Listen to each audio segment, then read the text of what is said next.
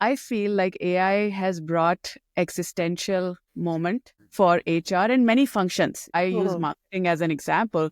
With AI agents, if the consumer behavior changes and we don't shop, but our agents shop on our behalf, how does that impact the marketing department? They have to think about now selling to machines versus humans. So it rewires their complete anatomy. Do you see AI as a technology that puts HR in that existential moment? I think depends on the type of HR shop you run. Yes, I do. Because whether we like it or not, there are conversations that are happening in my ecosystem in terms of what does a future of HR look like? Do you even need HR in the organization anymore if the machines themselves can do the processing, the paper pushing, and everything else? It's existential because of the work that we have been doing, right? It's going back to, again, the strategic versus the admin work. It's that propulsion to move into a strategic, but at the same time, understanding very quickly what does strategic look like in execution and not just in conversation. Yes, to the strategic conversations, but in order to quote unquote have a seat at the table, which we've been talking about as an industry for way too long,